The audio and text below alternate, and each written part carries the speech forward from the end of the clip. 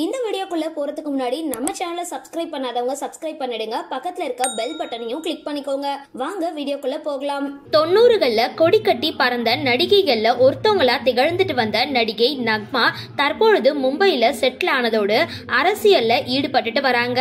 49 வயசாகிற நடிகை நக்மா இன்னைக்கு வரைக்கும் திருமணம் செய்யாம ஒண்டிக்கட்டையா சிங்கிளா வாழ்ந்துட்டு வராங்க. அதுக்கு காரணம் 4 பிரபலங்களோட காதல் கிசுகிசுவுல சிக்கினது தானா. நடிகை நக்மாவோட ஆரம்ப காலகட்டத்தில் தமிழ்ல நடிச்சப்போ நடிகர் சரத்குமார் கூட நடிச்சிருந்தாங்க. அப்பொழுதைய பத்திரிகைகள்ல 2 பேரும் ஜோடியா நடிச்சு நெருக்கமா இருக்கிறத பரபரப்பான செய்தியா வெளியிட்டிருந்தாங்க. அது மட்டும் இல்லாம ஈசிஆர் பகுதியில ஆடம்பர பங்களாவில் 2 பேரும் சேர்ந்து வசிச்சதாகவும் ஆணித்தனமாக சொல்லியிருந்தாங்க.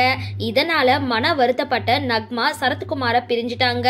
அதுக்கப்புறம் கங்குலி கூட காதல்ல இருக்கிறதாகவும் சொல்லப்பட்ட நிலையில அந்த காதலும் சர்ச்சையானதுனால பாதியிலேயே பிரேக்கப்ல முடிஞ்சிருக்கு.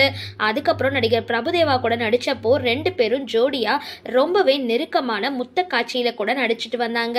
இதுவும் கிசுகிசுக்கப்பட்டு பெரிய அளவுல பேசப்பட்டிருந்தது. மேட்டுக்குடி பிஸ்தா படத்துல நடிகர் கார்த்திக் கூட நடிச்சாங்க நக்மா. இவர் தான் வேணும் அப்படின்னு கார்த்திக் நக்மாவுக்காக அடம் பிடிச்சிருந்தாரு.